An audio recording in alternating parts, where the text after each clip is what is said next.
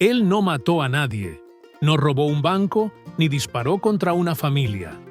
Aún así, antes de que saliera el sol, una multitud ya esperaba alrededor de un árbol, con una cuerda lista para ser usada. El crimen era robar un caballo. En el viejo oeste real, ese era uno de los errores más peligrosos que alguien podía cometer. No porque la ley siempre ordenara ahorcar a los ladrones de caballos, sino porque muchas veces la ley llegaba demasiado tarde y la multitud decidía primero.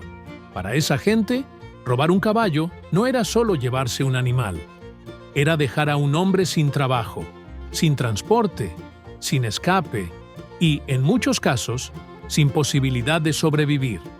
Por eso, en ciertas ciudades de la frontera, la sentencia no venía de un juez, venía de la propia comunidad y podía durar menos de 10 minutos.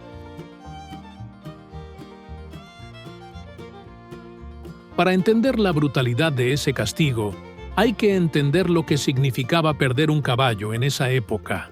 En las regiones aisladas de la frontera, no era lujo, deporte ni símbolo de estatus.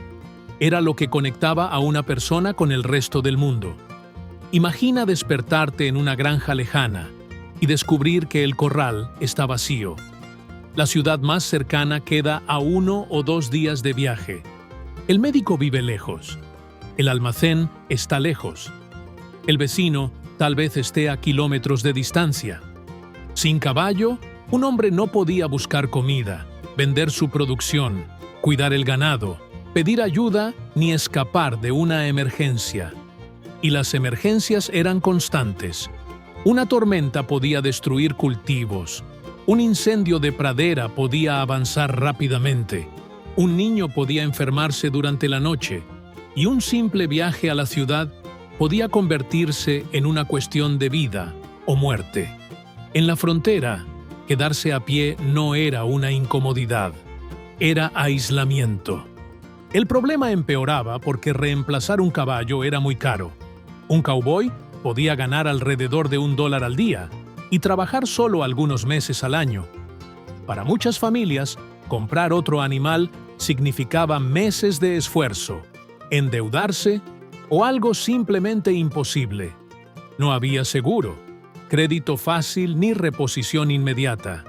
Por eso, cuando alguien robaba un caballo, la víctima no veía solo una pérdida. Veía su supervivencia siendo arrancada. En la mente de esa comunidad, el ladrón no había robado solo un animal. Había dejado a una familia vulnerable, atrapada y expuesta a los peligros de la frontera. El segundo motivo de la reacción extrema era simple. La ley era débil, lenta y distante. En muchas regiones, un sheriff y unos pocos ayudantes tenían que cubrir áreas enormes, sin teléfono, radio, automóviles, fotografía rápida, ni ningún sistema eficiente de comunicación. Si el ladrón tenía algunas horas de ventaja, podía desaparecer en el horizonte. Bastaba con cruzar un río, cambiar de ruta, vender el animal, alterar marcas o mezclarse con viajeros de otra ciudad. Rastrear a alguien en la pradera implicaba seguir huellas, cascos, fogatas apagadas y señales en el terreno. Pero una lluvia o un tramo rocoso podían borrar todo. Incluso cuando el sospechoso era capturado, el sistema formal no siempre resolvía. Los jueces viajaban entre ciudades, los juicios tardaban, los testigos desaparecían, las pruebas se perdían y la corrupción podía interferir. Para una familia que acababa de perder su bien más importante, esperar justicia parecía casi aceptar la derrota. Fue en ese vacío donde surgieron los vigilantes. Cuando un caballo desaparecía, hombres de la propia comunidad se reunían, tomaban armas y salían a buscar al ladrón de inmediato. No querían esperar semanas o meses por un tribunal. Querían recuperar el animal antes de que fuera tarde. Y cuando encontraban al sospechoso, la situación podía salirse de control. La pregunta dejaba de ser solo ¿lo robó? Y pasaba a ser ¿lo entregamos a la ley o lo resolvemos ahora? En teoría, la justicia debía decidir. En la práctica, muchas veces, la multitud decidía primero. Esta es la parte que las películas suelen simplificar. El imaginario popular creó la idea de que los ladrones de caballos eran legalmente ahorcados como castigo común, pero la realidad era más perturbadora. En general, la ley formal no establecía la pena de muerte por robo de caballos. Lo que existía era la horca de los vigilantes. El proceso podía ser rápido y brutal. Un hombre era encontrado con un caballo sospechoso. Alguien reconocía la marca. Otro decía haberlo visto cerca del corral. Y en pocos minutos, la multitud se convencía de que ya sabía lo suficiente. El acusado podía negar, pedir un juicio o intentar explicarse, pero eso no siempre importaba. El objetivo no era solo castigar a ese hombre, era enviar un mensaje. Si la comunidad dejaba escapar a un ladrón, otros podrían hacer lo mismo. Por eso, la ejecución pública funcionaba como advertencia. En esa ciudad, robar un caballo era cruzar una línea sin retorno.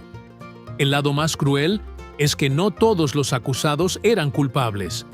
En un mundo de miedo, distancia y poca autoridad, la sospecha podía convertirse en condena. Un viajero montando un animal parecido, llevando una silla sin origen claro o pasando por el lugar equivocado, podía quedar atrapado en una furia colectiva. Y casi nadie quería investigar después. En algunos casos, la muerte se registraba de forma vaga, como si hubiera sido causada por personas desconocidas. Todos sabían quién participó, pero la ciudad prefería el silencio. Para muchos habitantes, la lógica era simple. Si robar un caballo podía condenar a alguien a una muerte lenta, la respuesta también podía ser la muerte. Con el tiempo, la persecución de los ladrones de caballos dejó de depender solo de la rabia inmediata. En varias regiones surgieron asociaciones creadas para proteger animales, rastrear sospechosos e intercambiar información entre comunidades. Era casi una policía paralela, formada por granjeros, comerciantes y habitantes influyentes. La más conocida fue la Anti-Horse Thief Association, que comenzó en Missouri y se expandió por lugares como Kansas, Illinois y Oklahoma. Estas asociaciones realizaban reuniones, mantenían registros, tenían miembros registrados y redes de alerta. Cuando se robaba un caballo, la descripción del animal, de la marca y del posible sospechoso podía circular rápidamente hacia otras localidades. Esto hacía la huida mucho más difícil.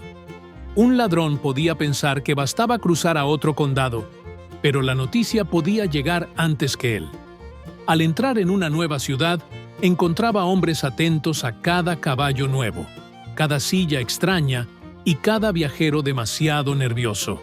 Estas redes ayudaron a recuperar animales y llevar criminales a prisión, pero también mostraban cómo funcionaba la frontera. Ni puro caos, ni pleno orden. Era un punto intermedio peligroso, donde la comunidad intentaba llenar el vacío dejado por una ley insuficiente. El problema es que, cuando ciudadanos comunes asumen el papel de la justicia, la línea entre protección y abuso se vuelve delgada. El mismo grupo que recuperaba un caballo podía perseguir a un inocente. La misma red que protegía una ciudad podía alimentar rivalidades, acusaciones falsas y castigos violentos. Con el avance de los ferrocarriles, el crecimiento de las ciudades y la mayor presencia de autoridades, el mundo que hacía indispensable al caballo comenzó a cambiar. Siguió siendo importante, pero poco a poco dejó de ser el único vínculo entre una persona y su supervivencia. En algunas regiones ya era posible llegar a una estación, enviar un mensaje, conseguir suministros con más facilidad o contar con una autoridad menos distante. Al mismo tiempo, los tribunales se volvieron más regulares. Los sheriffs obtuvieron más estructura y el Estado empezó a ocupar el espacio antes dominado por vigilantes armados. Las leyes también se volvieron más severas contra el robo de caballos. En lugares como Texas, largas penas de prisión ayudaban a demostrar que el Estado tomaba el delito en serio. La idea era clara. Si la ley castigaba con firmeza, quizá la población dejaría de recurrir a la cuerda. Pero la mentalidad tardó en desaparecer. Durante décadas, mucha gente de la frontera aprendió que la justicia lenta podía ser inútil. Si el ladrón escapaba, tal vez nunca sería encontrado. Si el caballo desaparecía, tal vez la familia nunca se recuperaría. Por eso, el robo de caballos dejó una marca más profunda que el propio crimen. Ayudó a reforzar una idea dura de justicia, que ciertas ofensas eran imperdonables cuando ponían en riesgo la supervivencia de todos. Al final, robar un caballo era tan grave porque tocaba el punto más sensible de la frontera. No era solo quitar un animal, era quitar el trabajo, la movilidad, la protección y la posibilidad de pedir ayuda. Y por eso, en ciertas ciudades del viejo oeste, un ladrón podía descubrir demasiado tarde que su juicio no ocurriría ante un juez. Ocurriría bajo un árbol, con todo el pueblo observando, y con una sentencia demasiado rápida para ser llamada justicia. Ahora respóndeme, ¿te parece justa una pena tan severa para el robo de caballos en el viejo oeste? Déjalo en los comentarios, quiero saberlo. No olvides suscribirte al canal para no perderte los próximos videos curiosos sobre el viejo oeste. Te espero en un próximo video aquí en el canal. ¡Hasta pronto!